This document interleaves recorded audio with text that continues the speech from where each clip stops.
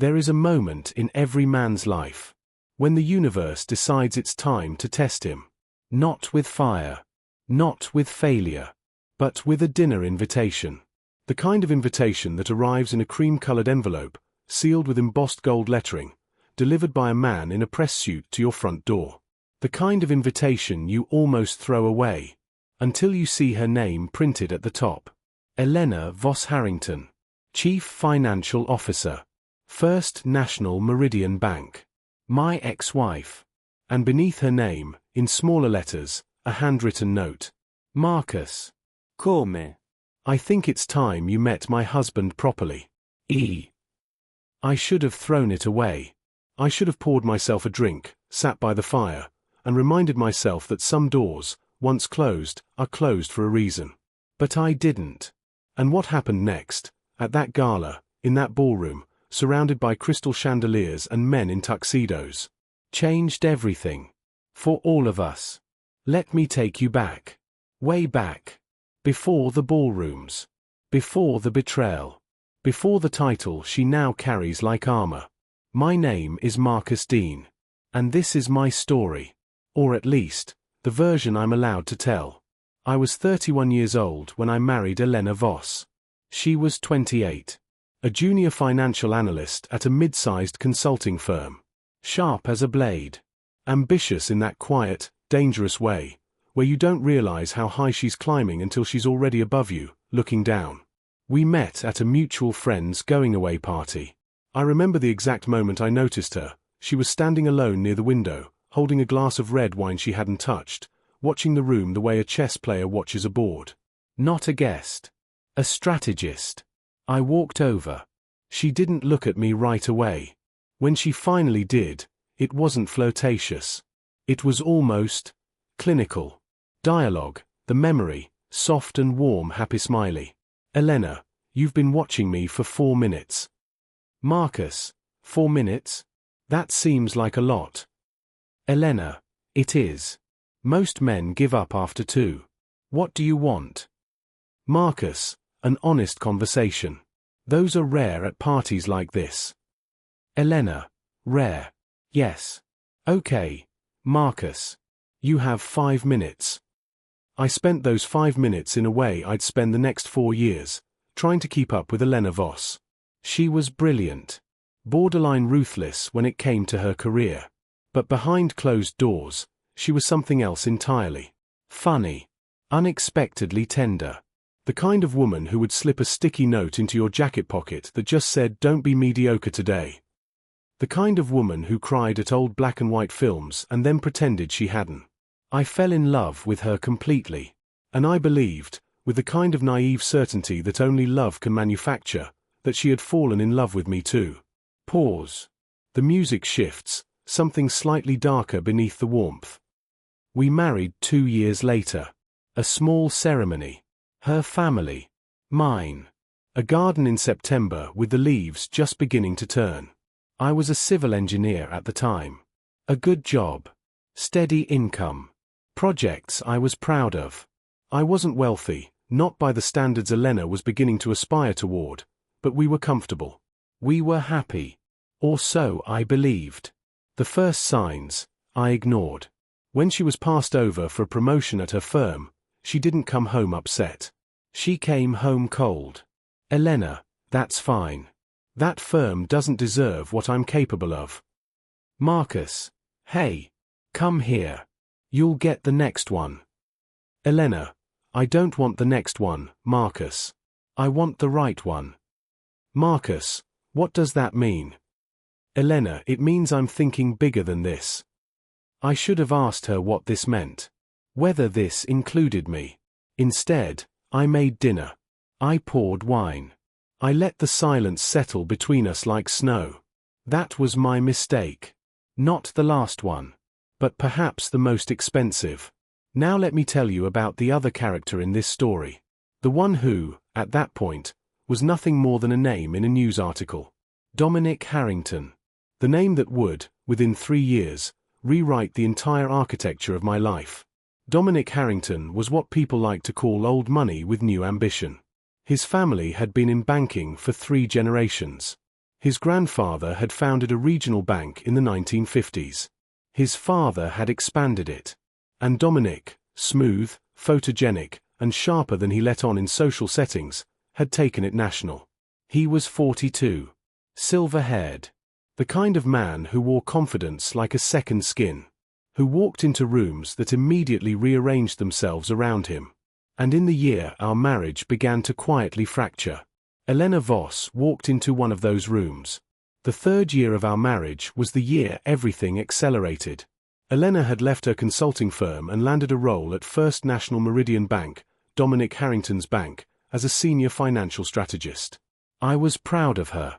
Genuinely. I remember the night she told me. She was practically glowing. She stood in the kitchen in her work clothes, a bottle of champagne in one hand, the offer letter in the other, and she looked at me with something I hadn't seen in her eyes in a long time. Excitement. Elena, Marcus. I got it. I actually got it. Marcus, are you serious? The Meridian position. Elena, senior strategist. 40% raise. Direct access to executive leadership. Marcus, this is the beginning. Marcus, the beginning of what? Elena, everything. I should have paused on that word. Everything. What did it mean to her? What was included? What, or who, was being quietly left behind? But I toasted with her. I kissed her. I told her I was proud. And for a few weeks, maybe even a month, things were better than they'd been in a long time. She came home energized. She talked about work with a passion I hadn't heard since those early years. And then the hours changed. Late nights at first. Once a week. Then twice. Then a pattern I couldn't ignore. Marcus, you've been home after 10 almost every night this week. Elena, it's a high-pressure environment. There are deadlines. Marcus, every night. Elena, you knew what this job was when I took it. Marcus, I didn't know it meant I'd be eating dinner alone 4 nights a week. Elena, I'll try to be better about it. She didn't try. I noticed other things. Small things. The kind of things you train yourself not to notice because noticing them means having a conversation you're not ready for. She started paying more attention to her appearance. Not in the casual way of someone who cares about looking professional, but in the deliberate, purposeful way of someone who wants to be seen. New dresses. New perfume. A gym membership she actually used. I told myself it was the new job. The new confidence. The new Elena who was finally becoming the version of herself she'd always wanted to be. I told myself a lot of things. It was my sister, Dana, who said it first.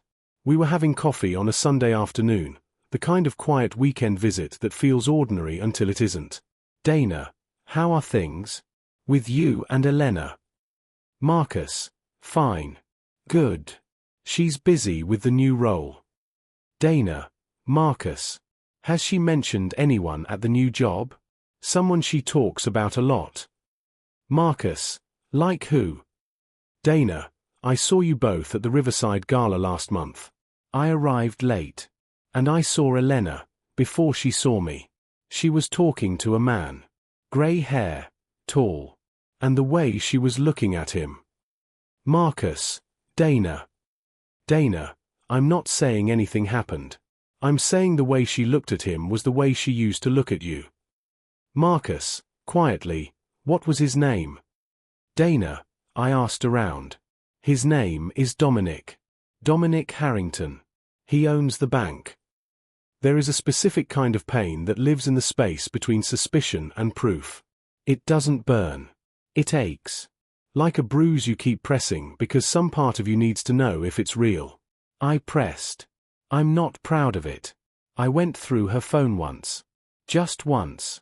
I want to be honest about that, because this story isn't about making myself the perfect victim. I made mistakes too. What I found was not explicit. There were no photographs. No declarations. But there was a thread of messages. Professional on the surface. The kind of messages that could be dismissed as nothing. Except they couldn't. Text message, Dominic to Elena, Your instincts in that meeting today were exceptional. I find myself looking forward to your perspective more than I probably should. Elena to Dominic, you should probably stop telling me things like that. Dominic to Elena, probably. Have a good evening, Elena. Elena to Dominic, you too, Dominic. I put the phone down. I sat on the edge of our bed in the dark and I had the kind of conversation with myself that no one is ever ready to have. The kind where you ask, is this enough? Is this something? Or am I seeing shadows? I chose the worst option available to me. I said nothing. I waited. I watched. I hoped I was wrong. The confirmation came 4 months later. Not from her phone. Not from a private investigator. Not from a tearful confession. It came from a piece of paper slid under my home office door on a Tuesday evening in March. A printed email. I still don't know who sent it. Someone at the bank who had seen enough. Someone who thought I deserved to know. The email was between Elena and her friend, Priya, a woman I'd met maybe 3 times at work functions. Elena clearly believed it was a private conversation. It read, in part, Priya, I need to tell someone because I'm losing my mind. Dominic kissed me after the Singapore presentation. I kissed him back. I know. I can't explain it except to say that when I'm with him, I feel like the person I was always supposed to be. Marcus is a good man. He's always been a good man. But good isn't enough anymore. I think I've known that for a year. I just didn't have the courage to say it. I read it 3 times. The first time, I didn't fully understand what I was reading. The second time, I felt the floor tilt beneath me. The third time, I felt nothing at all. Which is, I've been told, the body's way of protecting itself. I walked out of my office, down the hallway, past the wedding photograph hanging by the stairs, both of us laughing at something someone off camera had said, and into the kitchen, where Elena was standing at the stove. She was making pasta. She didn't hear me at first. She was humming something. One of those songs she always said she didn't know the words to. Marcus, Elena. Elena, what's wrong? Marcus, read this. She looked at the paper. She looked at it for a long time. When she looked up, her eyes were wet. But her expression, and I want you to hear this carefully, her expression was not surprised. It was relieved. That is the moment that has stayed with me longest. Not the anger. Not the grief. Not the weeks that followed. That one expression. Because it told me something the words hadn't. That she had been waiting for this. That the secret had been exhausting her. That some part of her had wanted to be caught, because she didn't have the courage to leave on her own. Elena, Marcus. Marcus, how long? Elena, it started in October. Marcus, it's March, Elena. That's 5 months. Elena, I know. Marcus, and you said nothing. Elena, I didn't know how. Marcus, you didn't know how? You've never had a problem saying exactly what you mean.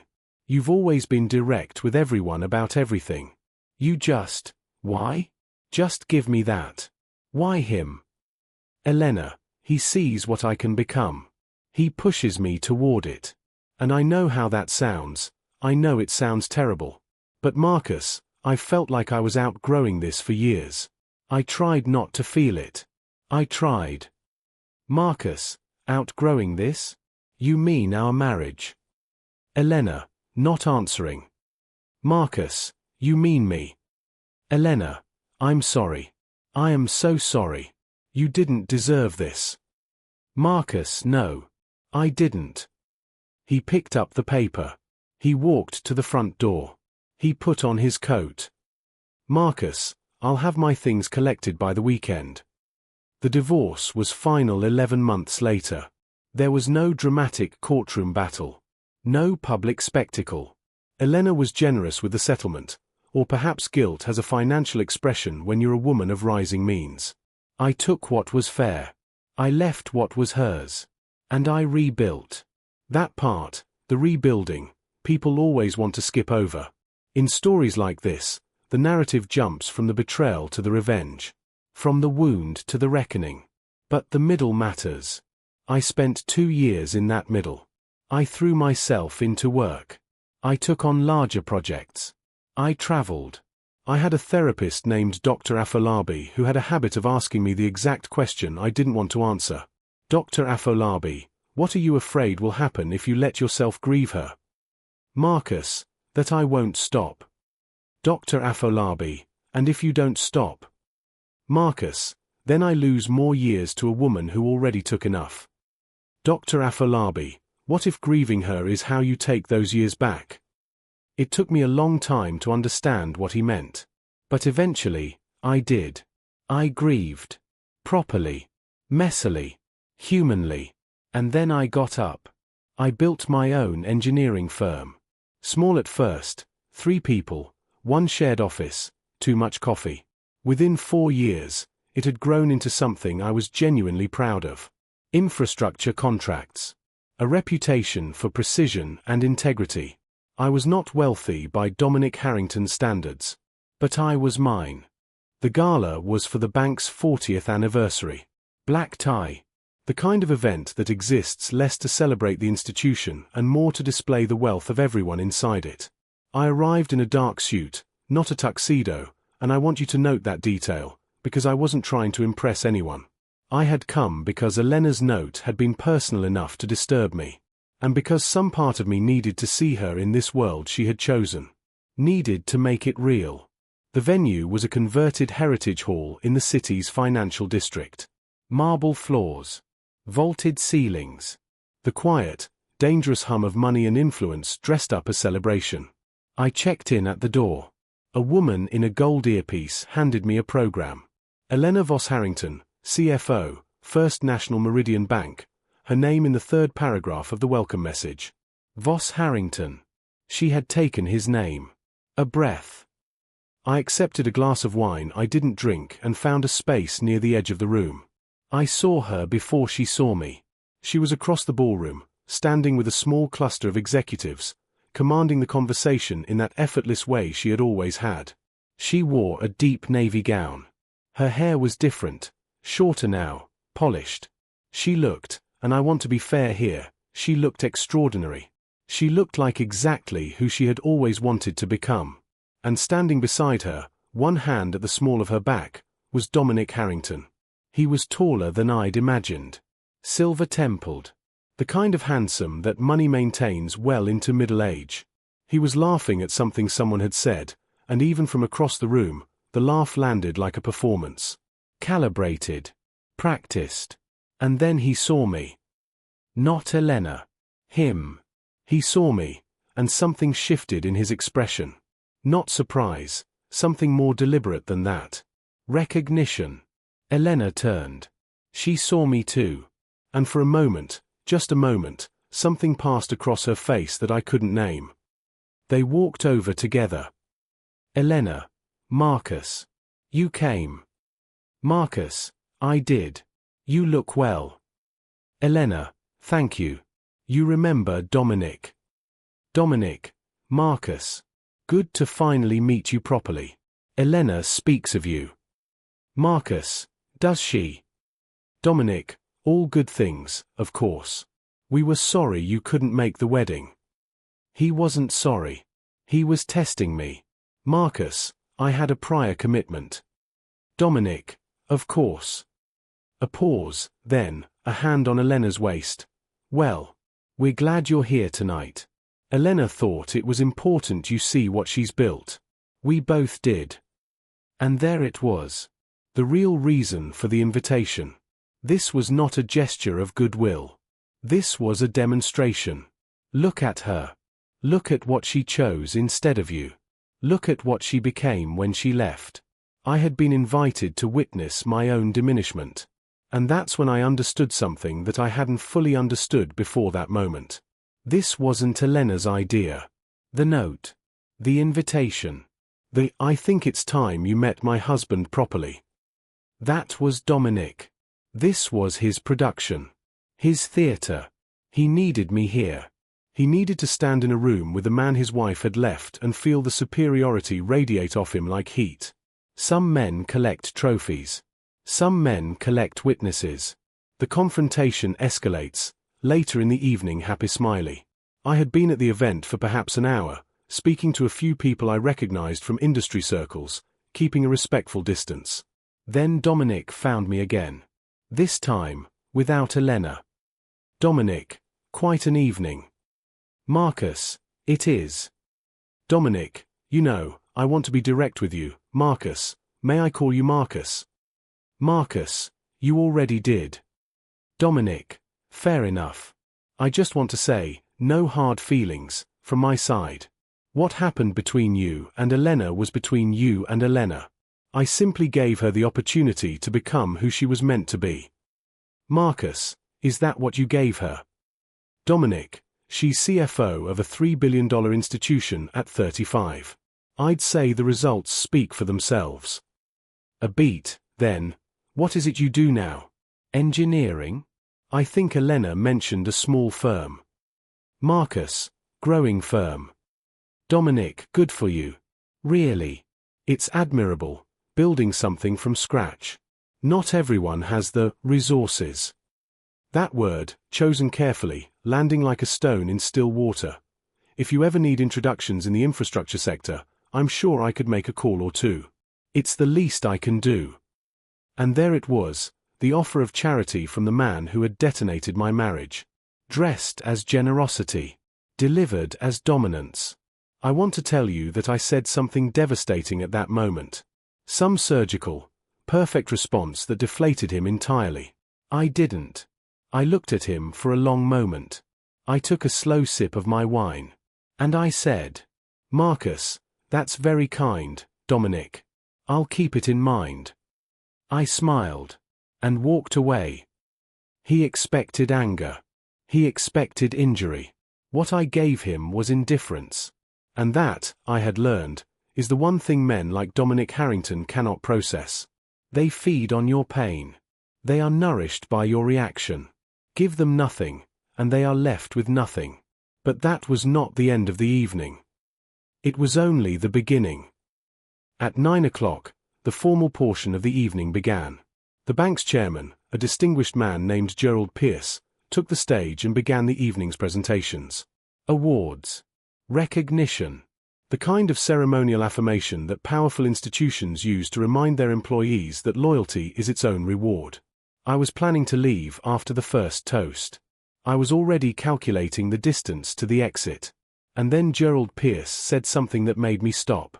Gerald Pierce, from the stage. And now, a special announcement that represents the most significant strategic partnership in this bank's 40-year history.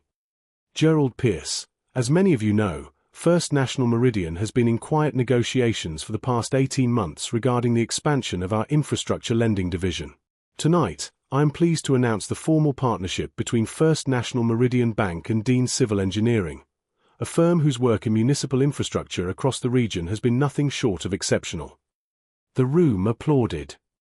I stood very still. Gerald Pierce. The partnership was brokered through our CFO, Elena Voss Harrington, who identified Marcus Dean's firm as the ideal partner for this initiative 2 years ago and has quietly been building this bridge ever since. Marcus, I'm told you're here tonight. Would you come to the stage? The room was looking for me. I felt, rather than saw, Dominic Harrington's head turn. I walked to the stage. I shook Gerald Pierce's hand. I stood at the microphone in my dark suit, not a tuxedo, in a room full of wealth and power. And I looked out at the crowd. I found Dominic's face first. The expression on it was something I will carry for the rest of my life. Not anger. Not even jealousy. Confusion. The particular confusion of a man who believed he understood the entire story, and has just discovered he was only in one chapter. I found Elena's face next. She was looking at me from her seat near the front. And she was smiling. Not the polished professional smile she'd been wearing all evening. The real one. The one I used to know. My speech was short. I'm not a man who uses stages for more than they require. But I said this happy smiley. Marcus, at the microphone, steady and clear. Thank you, Gerald. I'll say only this. Good work doesn't require an audience to be real. Build something true, and eventually, the right people find their way to it. I'm grateful for this partnership. And I'm grateful, truly, to the person who believed in the work before anyone else saw it. I looked at Elena. Just for a moment. Then I stepped down. After the ceremony, Elena found me near the coat check. Dominic was across the room, in a conversation that appeared to have become suddenly, urgently necessary. We stood together for the first time in 4 years without performance or obligation between us. Elena, low voice, I've been recommending your firm to Gerald for 2 years. He's been slow to commit. I wanted to tell you sooner, but I wasn't sure it would happen. Marcus, you didn't have to do that. Elena, looking at him directly, I know I didn't have to. That's why I did. A pause. I hurt you. I know that doesn't get smaller with time or success. I know what I did. Marcus, Elena. Elena, let me finish. I convinced myself that leaving was the brave thing. That choosing ambition over comfort was growth. And maybe it was, for my career. But the way I did it. A small, pained exhale. I was a coward, Marcus. And you deserved better. Marcus, quietly, are you happy? Elena, considering this honestly, for a long moment, I'm successful. I'm respected. I'm building something I'm proud of. Another pause. Are those the same as happy? I'm still working that out. Marcus, I hope you find it. He meant it. And she knew he meant it. Elena, softly, you're different. Marcus, I grew up. Elena, something wistful crossing her face. Yeah, you did. She reached out, not dramatically, not romantically, and briefly touched his arm. A goodbye that was also an apology. Then she walked back into the ballroom. Back to her world. Back to the man she had chosen. Marcus stood alone for a moment. Then he got his coat. And he walked out into the night, not diminished, not triumphant. Just free. Here is what I learned. About betrayal. About love. About the complicated machinery of people. Elena didn't betray me because she was cruel. She betrayed me because she was afraid. Afraid that if she stayed, she would always wonder. That ambition unexplored becomes resentment. That resentment becomes slow poison. She made a choice. She made it badly. She made it dishonestly. But the choice itself, to pursue the life she wanted, I can't condemn that. What I can tell you is this. Dominic Harrington spent that evening trying to make me feel small in a room he owned. He failed. Not because I had outsmarted him. Not because of the partnership announcement, though I won't pretend that wasn't satisfying. He failed because you cannot make a man feel small who has already done the work of becoming large. Not large in the way of grand halls and $3 billion institutions. Large in the way of knowing who you are when the room is empty. Large in the way of building something real with your own hands and being able to sleep without protecting a lie. That is the kind of wealth Dominic Harrington, for all his silver hair and practice charm, will never fully possess. Because it cannot be inherited. It cannot be taken from someone else. It can only be built. And the building, even when it's painful, especially when it's painful, is the whole point. My name is Marcus Dean. I was the man my ex-wife left for a billionaire banker. I was the man her new husband invited to a gala to be humiliated. I am the man who walked out of that gala with a partnership deal. And something far more valuable. Some love stories don't end with the couple staying together. Some of the best ones end with one person. Finally, quietly, completely, choosing themselves. End.